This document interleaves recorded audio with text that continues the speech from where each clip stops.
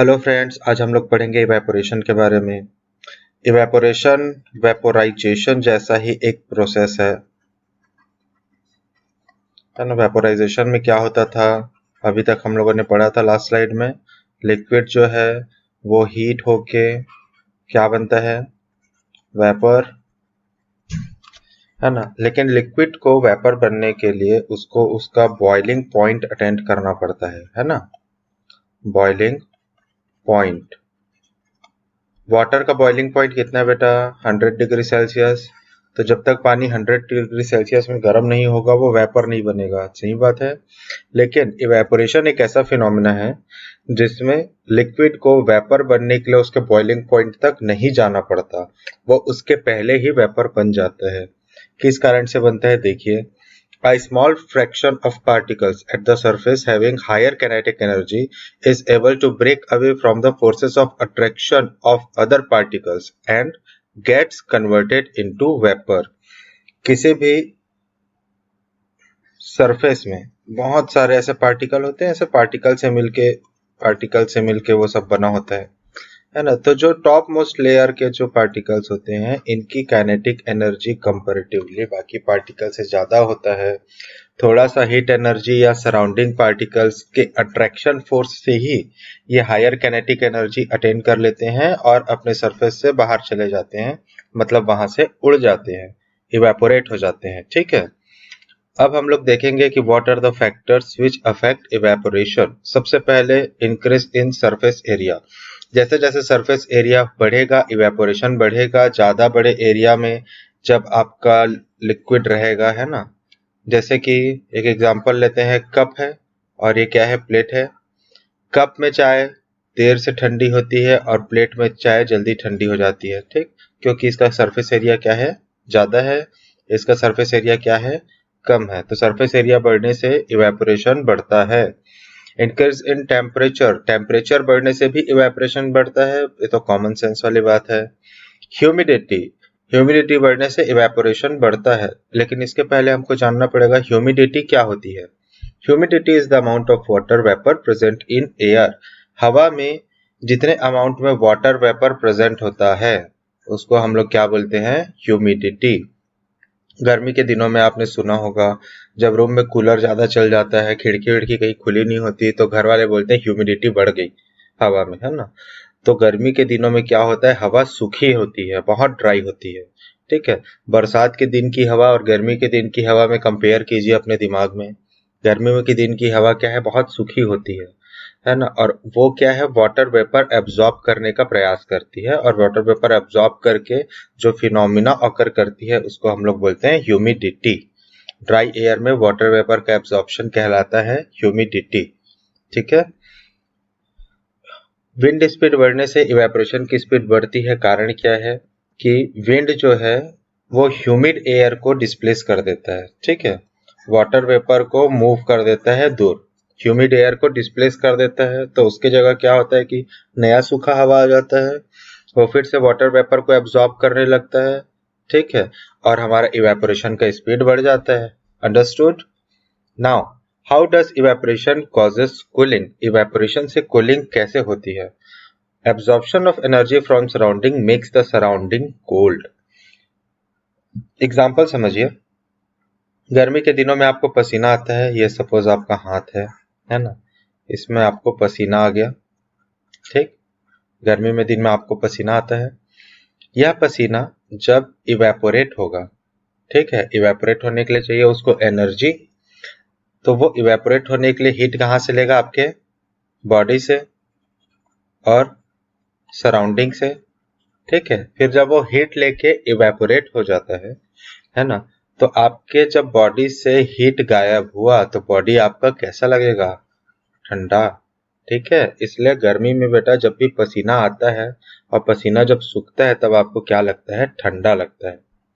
ठीक है, सो इवेपोरेशन से कूलिंग कैसे होता है, absorption of energy from the surrounding makes the surrounding cold. Energy को एब्सॉर्ब कर लिया और सराउंडिंग को उसने ठंडा कर दिया। एक उदाहरण देखिए, people sprinkle water on the roof और open ground because the large latent heat of the vaporization of water helps to cool the hot surface. कभी आप लोगों ने छत में सोया है रात को? देखना घर में जब छत में सोते हैं तो सबसे पहले उसमें ठंडा पानी डालते हैं। या फिर एक कॉमन एग्जांपल देखिए, गर्मियों में जब आपकी बाइक या स्कूटी बाहर पार्क रहती है धूप में, है ना, तो आप उसको ठंडा करने के लिए क्या करते हो? उसमें पानी डालते हो। पानी क्या करता है? सीट के हीट को एब्जॉर्ब कर लेता है ना। सीट के हीट को पानी एब्जॉर्ब करके उड़ता है, ठीक है, और यहाँ पे इसको क्या कर देता है? ठंडा कर देता है। क्योंकि भैया देखो, पानी को वेपर बनने के लिए बहुत ही ज्यादा लेटेंट हीट लगता है। लेटेंट हीट याद है आप लोगों को? लेटेंट हीट वो हीट है जिसके कारण कोई भी मैटर अपना फेस चेंज करता है ना। तो पानी जो है लिक्विड से वेपर बन रहा है, अपना फेस चेंज कर रहा है, तो बहुत लार्ज अमाउंट में वो हीट एब्जॉर्ब करता है, और उस हीट को एब्जॉर्ब करने के फलस्वरूप क्या होता है कि सरफेस है वो ठंडा हो जाता है, ठीक है। Why should we wear cotton clothes in summer? भैया गर्मियों में कॉटन क्लॉथ्स क्यों पहनने चाहिए?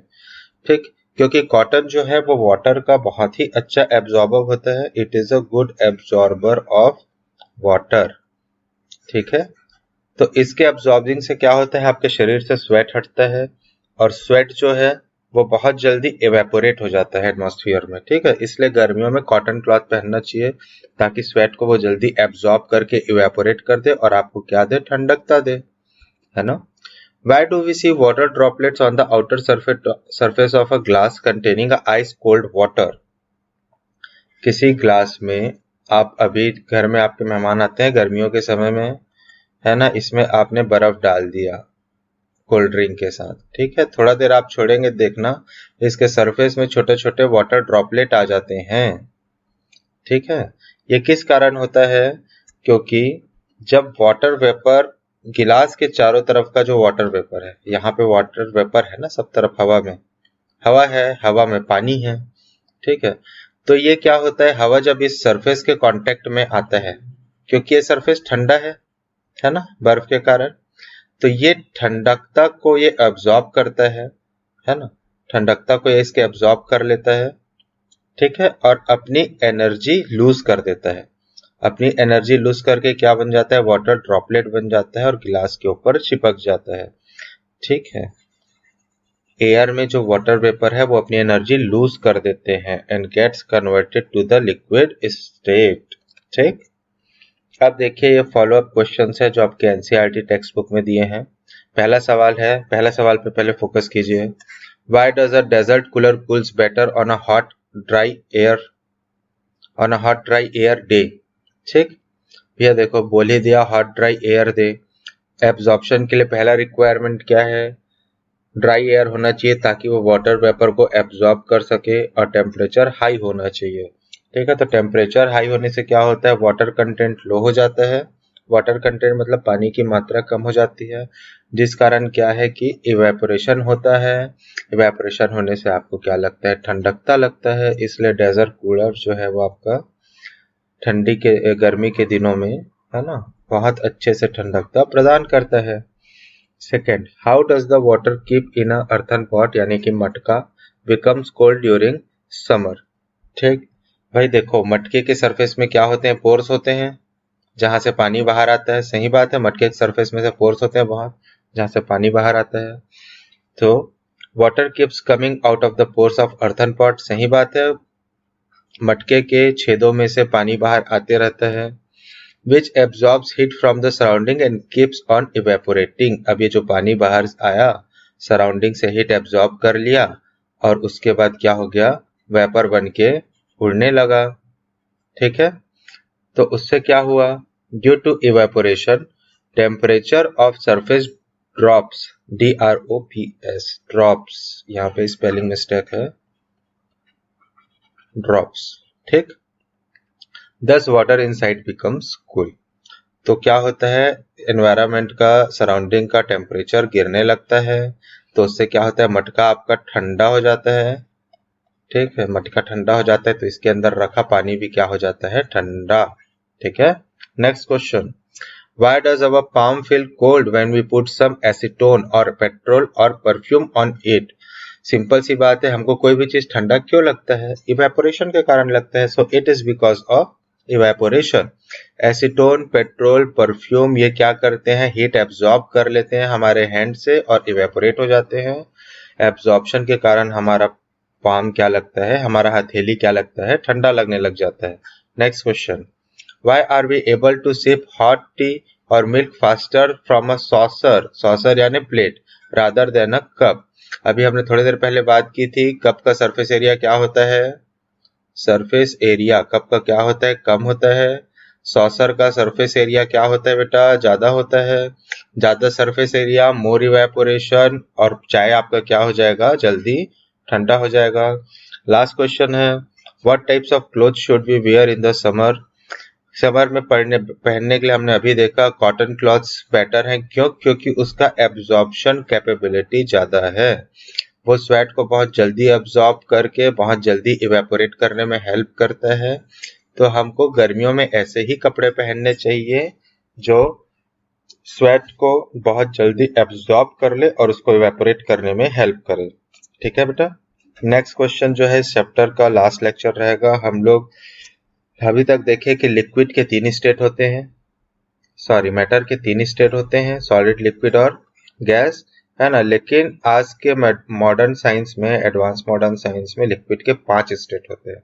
उन 5 स्टेट के बारे में हम नेक्स्ट लेक्चर में पढ़ेंगे, फिर एक रिवीजन लेक्चर होगा, उसके बाद ये चैप्टर खत्म हो जाएगा। किसी को कुछ डाउट है तो कमेंट्स करके बताएं। वीडियो पसंद आ रहा है तो लाइक और शेयर करें। Thank you.